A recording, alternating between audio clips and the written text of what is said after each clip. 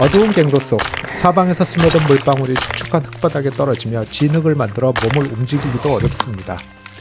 곳곳에서 돌가루가 우수수 떨어져 머리카락과 작업복 사이로 스며들고 쇳가루를 씹은 듯 입안이 텁텁해집니다. 공기는 숨을 들이마실 때마다 폐를 갉아먹을 듯한 먼지와 화약 냄새로 가득 차 있습니다. 땀과 돌가루가 뒤섞여 온몸이 끈적거리고 축축한 작업복은 피부에 들러붙습니다. 기침이 멈추지 않고 목은 마른 채로 타들어갑니다. 많은 동료들이 탈진하거나 다쳐 쓰러져갔고 갱도 깊숙이 들어갈수록 숨조차 쉬기 어려워집니다. 이제 더 이상 이곳에서 버틸 자신이 없습니다. 겨우 하루의 일을 마쳤지만 온몸이 천근처럼 무겁고 피로가 뼛속까지 스며듭니다.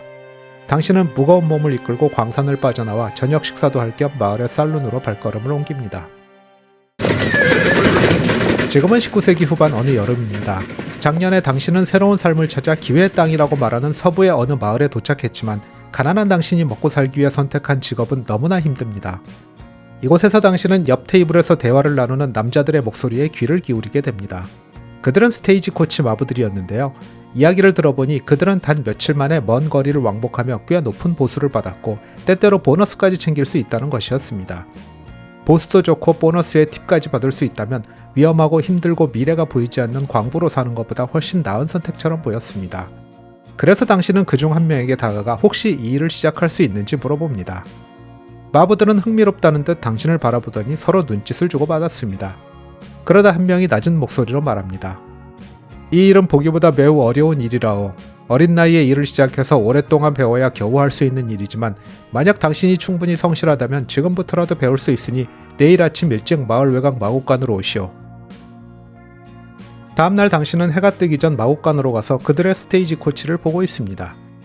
이때 어제 살룬에서 만났던 마부가 나타나 당신에게 가장 기본적인 것부터 설명을 시작합니다. 스테이지 코치, 줄여서 스테이지라고도 불리는 이 마차는 밀폐된 객실과 4개의 바퀴가 달린 대형 마차입니다. 이 마차는 4마리에서 6마리의 말이나 노새가 끌었으며 측면에 문이 있었고 앞쪽에는 마부가 앉은 높이 솟은 좌석이 있었습니다. 이 좌석은 박스라고 불렸습니다. 스테이지 코치는 대개 6명에서 9명, 일부 대형은 12명까지 승객을 태울 수 있었고 만약 좌석이 부족할 경우 일부 승객은 마차 위에 앉아 이동해야 했습니다. 화물은 마차 지붕 위나 마부의 발 아래 위치한 프론트 부트에 실리기도 했습니다. 또한 마차의 뒤쪽에 위치한 리어 부트에도 화물을 적재할 수 있었습니다. 스테이지 코치는 말이나 노새가 쉽게 끌 수 있도록 후륜이 크고 전륜이 상대적으로 작은 구조로 제작되었습니다. 앞바퀴가 작을수록 마차의 회전 반경이 줄어들어 좁은 길에서도 쉽게 방향을 틀 수 있었습니다. 미국에서는 전통적인 스테이지 코치보다 가볍고 간소한 스테이지 웨건, 머드 코치 또는 머드 웨건이 사용되기도 했습니다. 이러한 마차는 일반적인 스테이지 코치보다 작고 가벼웠으며 도로 상태가 나쁘거나 승객 수요가 적어 정식 스테이지 코치를 운영하기 어려운 지역에서 활용되었습니다. 스테이지 웨건은 지붕이 방수천이나 가벼운 목재로 덮여 있었으며 측면도 개방되어 있는 경우가 많았습니다. 내부가 덜 밀폐되어 있어 먼지나 비에 취약했지만 무게가 가벼워 진흙길이나 산악 지형에서 더 효율적이었습니다. 스테이지 코치는 한 명의 마부가 몰았는데 길과 주변 지형을 명확히 볼 수 있도록 마차 앞쪽에 높은 좌석에 앉았습니다. 마부 옆에는 스테이지 코치 가드, 즉 경호원이 동승했는데 그는 강도나 도적에 대비해 샷건을 들고 있었습니다. 영화나 미드를 보시다 보면 가끔 차에 타면서 샷건이라고 외치는 장면을 볼 수 있는데 Shotgun. 이 문화는 차에 탈 때 조수석을 먼저 차지한다는 의미로 사용되며 바로 이 스테이지 코치 경호원의 샷건에서 비롯되었습니다. 스테이지 코치의 이동 속도는 지형과 마차의 설계에 따라 대략 시속 8에서 12km 정도였으며 하루 최대 약 70km에서 140km 정도까지 이동할 수 있었습니다. 그러나 길이 좋지 않으면 하루에 50km도 못 가는 경우도 많았습니다. 18세기 들어서는 도로 상태가 개선되었고 마차에 서스펜션이 추가되면서 속도가 시속 16km까지 증가했습니다. 스테이지 코치라는 명칭은 마차가 약 24에서 32km마다 반드시 정차해야 했던 스테이지 스톱에서 유래했습니다. 이곳은 스테이지 스테이션, 스테이징 포스트 또는 코칭 인으로도 불렸습니다. 스테이지 스톱에서는 지친 말들을 새로운 말로 교체했고 교체된 말은 다시 새로운 스테이지 스톱까지 약 2-3시간을 달렸습니다. 그러나 노선에 따라 또는 날씨 등 예상치 못한 변수가 있을 경우 더 오래 달리는 경우도 있었고 일부 주요 노선에서는 10마일 즉 16km마다 말을 교체하는 경우도 있었습니다. 스테이지 스톱에 도착하면 승객들은 식사를 하거나 휴식을 취한 후 다음 목적지로 출발할 수 있었습니다. 마부는 말합니다. 우리는 때때로 승객뿐만 아니라 중요한 서류, 은행 예치금, 회사 급여 그리고 우편물도 운반하지. 그래서 가끔은 나쁜 놈들의 표적이 되기도 한다네. 길 위에서 진짜 시험은 총 든 놈들이 나타나는 순간 시작되지. 자, 이제 우리 팀에서 쓸 녀석들을 골라보게. 자네 같으면 말을 쓰겠나 아니면 노새를 쓰겠나? 마부의 물음에 당신은 무엇을 골라야 할지 몰라 머뭇거립니다. 스테이지 코치를 끌었던 말이나 노새들 한 세트는 팀이라고 불렀습니다. 팀의 규모는 지형, 노선의 길이, 그리고 예상되는 날씨에 따라 달라졌습니다. 노선이 특히 험난한 경우 말보다 노새가 선호되었습니다. 이는 노새가 말보다 느리긴 하지만 발걸음이 훨씬 안정적이며 무거운 짐을 더 잘 운반할 수 있고 지구력이 더 뛰어났기 때문입니다. 팀은 사용된 동물의 수에 따라 이름이 달랐습니다. 투업은 2마리의 말이나 노새가 스테이지 코치를 끄는 것을 의미했고, 포업은 4마리, 식스업은 6마리의 말이나 노새가 코치를 끌었음을 뜻했습니다. 스테이지 코치를 끌던 말이나 노새들은 각각의 역할이 있었습니다. 이들은 특정한 위치에서 특수한 훈련을 받고 팀을 이루었습니다. 리더는 맨 앞에 배치된 2마리의 말로 팀을 이끌었기 때문에 이렇게 불렀습니다. 이들은 팀에서 가장 작고 가장 운동 능력이 뛰어나며 가장 똑똑하고 기민한 말들이었습니다. 마차에 가장 가까운 2마리의 말은 휠러라고 불렸는데 팀에서 가장 크고 강한 말들이었습니다. 이들은 스테이지 코치의 대부분의 무게를 끌면서 안정성을 제공했습니다. 휠러의 힘은 마차가 운반할 수 있는 최대 하중을 결정하는 중요한 요소였습니다. 또한 휠러는 내리막에서 제동력을 담당하는 아주 중요한 역할도 했습니다. 당시 무거운 마차를 끌고 내리막길을 가는 것은 매우 위험천만한 일이었습니다. 왜냐하면 현대적인 디스크 브레이크나 또는 드럼 브레이크 시스템이 발명되기 전이라 내리막길에서 제동을 할 수 있는 장치는 오직 핸드 브레이크와 드래그 슈라고 부르는 원시적인 장치가 전부였기 때문입니다. 핸드 브레이크는 뒷바퀴에 나무 블럭을 눌러서 제동하는 방식으로 오늘날 보급형 자전거에서 볼 수 있는 브레이크와 비슷한 방식입니다. 그리고 드래그 슈는 바퀴 아래에 금속판을 끼워 바퀴를 고정하는 장치로서 핸드 브레이크로서 제동이 불가능한 가파른 경사에서 사용하는 것이었지만 매우 숙련된 기술 없이 사용하다가는 마차가 뒤집히기 쉬웠습니다. 그래서 숙련된 마부들은 마차를 뒤로 돌려 후진하면서 경사를 내려오거나 또는 경사가 완만하다면 말로 하여금 제동을 하면서 내려가도록 하였습니다. 휠러 역할을 하는 말은 바로 이런 훈련이 되어 있었습니다. 특히 완만한 경사가 오랫동안 지속될 때는 훈련이 잘 된 휠러만이 안정적으로 마차를 끌고 갈 수 있었습니다. 이들은 내리막길에서 마치 엔진 브레이크처럼 작용하며 마차의 주요 제동력을 담당했습니다. 6마리의 말이 한 팀을 이룰 경우 중간에 배치된 2마리는 스윙팀이라고 불렀습니다. 이들은 휠러보다는 작지만 리더보다는 큰 말들로 스테이지 코치가 커브를 돌 때 방향을 틀기 시작하는 역할을 했습니다. 마부가 가장 먼저 배워야 할 스킬은 각 말에 연결된 모든 고삐들을 양손에 한꺼번에 나누어 잡고 모든 말을 유기적으로 컨트롤하는 것이었습니다. 말은 매우 예민한 동물이라 마부와 말 사이에는 고삐의 미세한 조작을 통해 모든 말과 의사를 교환해야 했습니다.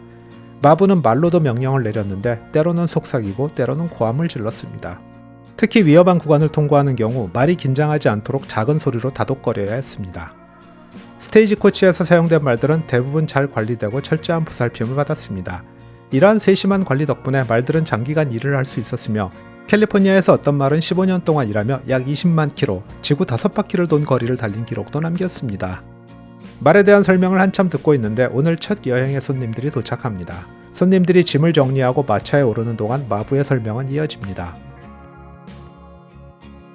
스테이지 코치에는 다양한 사람들이 탔습니다. 어떤 이는 새로 발견된 광산으로 일을 찾아 떠나기도 했고 어떤 이는 가족을 만나러 가는 길이었습니다. 상인, 군인, 보석상, 그리고 가끔은 법망을 피해 도망치는 이들도 있었습니다.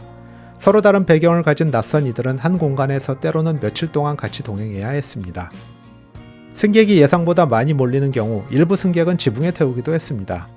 지붕에 타는 경우 대부분 요금은 좀 더 저렴하게 받았으나 비, 바람, 먼지, 그리고 햇볕에 노출된 채로 몇 시간, 때로는 며칠을 여행을 해야 했기 때문에 매우 힘들었습니다. 그리고 완충장치가 없거나 부실했던 당시 마차는 매우 흔들렸기 때문에 떨어질 위험도 감수해야 했습니다. 한편 마부 입장에서도 승객이 지붕에 올라가면 무게중심이 올라가고 사고의 위험도 커졌기 때문에 가급적이면 지붕에 승객을 태우는 것을 피했습니다. 당시 기사에 의하면 캘리포니아 세크라멘토의 어떤 마부는 돈을 더 벌기 위해 지붕에 많은 승객을 태웠다가 전복사고로 2명이 죽고 난 뒤 감옥에 가기도 했습니다. 스테이지 코치의 이용요금은 거리와 노선에 따라 천차만별이었습니다. 현재 남아있는 당시의 요금표에 의하면 콜로라도 덴버에서 CIN까지 160km 거리를 가는데 20불, 현재 가치로 약 700불을 받았으며 장거리 여행의 경우 세인트루이스에서 샌프란시스코까지의 2800km 여행에 250불, 현재 가치로 대략 8700불의 요금이 책정되어 있었습니다. 짐은 승객당 1개의 가방이 허용되었는데 가방이 1개 추가될 때마다 10에서 20달러 정도의 추가 요금이 붙었습니다. 일부 노선에서는 야간 할증이 붙기도 했고 총을 소지한 승객에게는 별도의 요금이 붙기도 했습니다.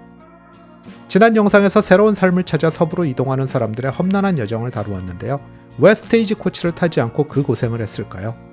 당시 서민들에게 동서횡단하는 코치를 이용하는 것은 마치 오늘날 항공여행에서 1등석을 이용하는 것처럼 너무나 비쌌고 또한 이삿짐을 가지고 가야 했기 때문에 부유한 사람이나 비즈니스 목적의 여행이 아니고서는 쉽지 않은 선택이었습니다. 당신이 설명을 듣는 동안 승객들은 모두 탑승하고 짐은 모두 부트에 정리되었습니다. 이번 여행에서 당신은 스테이지 코치 가드로서 샷건을 챙겨 마차에 오릅니다. 당신과 마부는 나란히 드라이버스 박스에 앉아 여행을 시작합니다. 우리는 로드 워리어라고 불린다네. 단순히 마차만 잘 다룬다고 되는 게 아니야. 말과 친구가 되어 사소한 동작만으로도 말이 어떤 상태인지 알아야 한다네. 그뿐 아니라 강도나 적대적인 인디언 부족을 언제라도 마주칠 준비가 되어 있어야 하고 만일의 사태에는 목숨을 걸고 마차와 승객을 지켜야 하지. 좋은 날씨에 상쾌한 바람을 맞으며 달리는 동안 마부의 설명은 이어집니다. 자네는 늦게 일을 시작했지만 대부분의 마부들은 소년 시절부터 고삐 다루는 법을 배우기 시작하지. 10대 초반에 시작하는 마부 지망생 소년들은 처음에는 나무로 만든 모형 마차를 이용하여 연습했고 점차 실제 마차로 훈련 단계를 높였습니다. 17에서 19세 정도가 되면 정식 마부가 될 준비를 마쳤으며 대부분의 마부들은 40세 미만이었습니다. 마부들은 떠돌이 삶을 사는 경우가 많았습니다. 이들은 한 스테이지 라인에서 다른 라인으로 이동하기도 했고 또는 계속 동일한 노선을 오가며 생계를 유지했습니다. 스테이지 코치 마부의 급여는 보통 40불에서 100불 사이로 일반 노동자들의 2배 이상이었습니다. 그리고 손님들에게 받는 팁과 위험 보너스, 그리고 노선에 따라 VIP 프리미엄 등을 추가로 받을 수 있었습니다. 그러나 하루 10시간 이상을 마차 위에서 온갖 날씨를 온몸으로 맞으며 긴장 속에서 말과 마차를 다뤄야 했기 때문에 노동의 강도는 매우 높았습니다. 게다가 지속적인 먼지와 비, 바람에 노출되어 호흡기 질환, 관절염, 탈수증 등의 직업병에 시달렸습니다. 마부들은 종종 별명으로 불렸는데 휘프, 브라더 휘프, 찰스 레인스맨, 그리고 영국에서는 코치맨이라는 명칭이 사용되었습니다. 또 하나의 유명한 별명은 제후였는데 이는 성경 속 인물인 이스라엘 왕 예후에서 유래했습니다. 휘프라는 별명은 마부들이 자신의 채찍을 일종의 명예의 상징으로 여겼기 때문에 붙여졌습니다. 호두나무 손잡이에 은으로 장식된 채찍은 잘나가는 마부들의 상징과도 같았죠. 영화 속에서는 가끔 스테이지 코치 마부가 채찍을 마구 휘두르는 장면이 많이 나오는데 실제로 숙련된 마부일수록 채찍을 거의 휘두르지 않았고 휘두르더라도 채찍의 끝이 말에게 닿지 않도록 철저히 주의했습니다.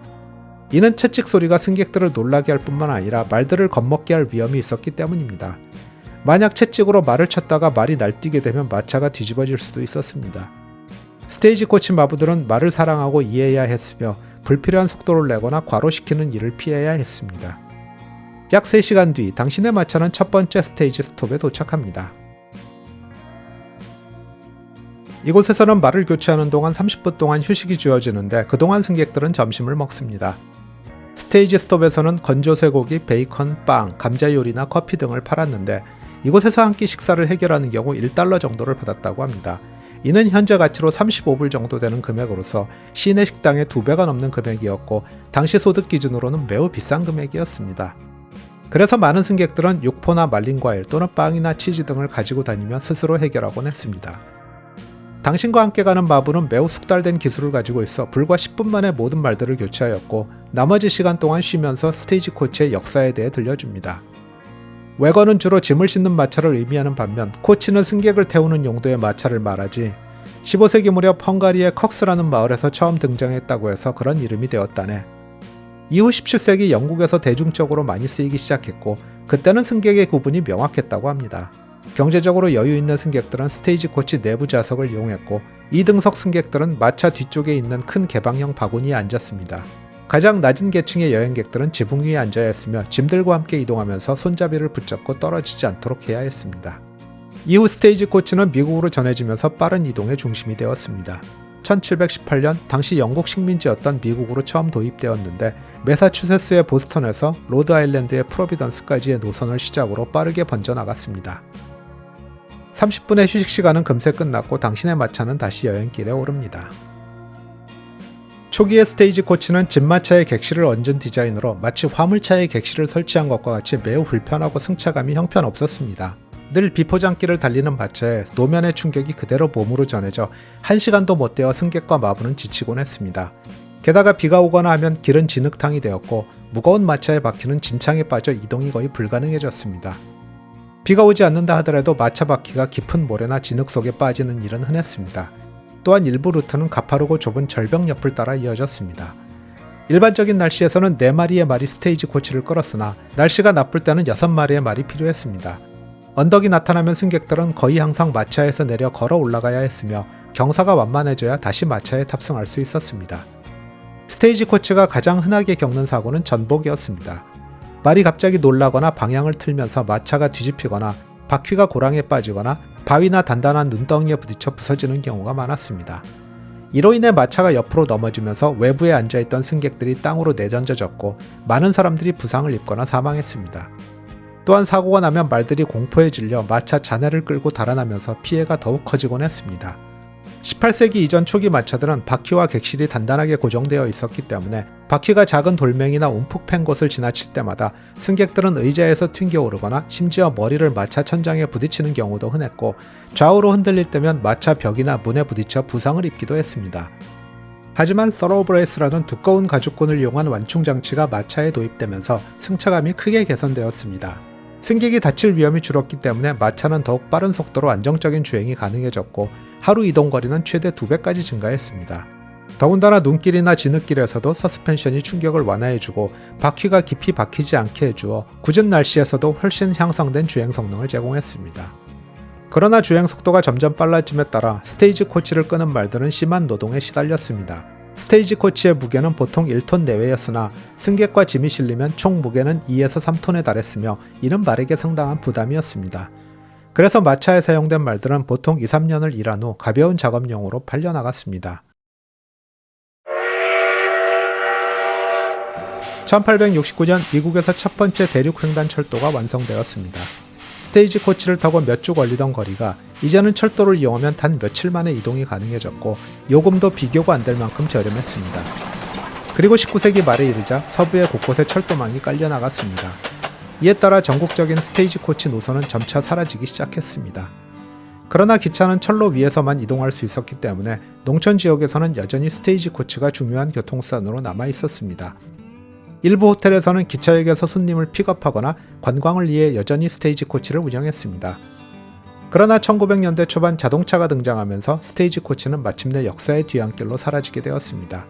특히 1910년대에 이르자 포드 모델 T와 같이 혁신적으로 저렴한 자동차가 보급되면서 마차는 빠르게 그 자리를 내어주게 되었습니다.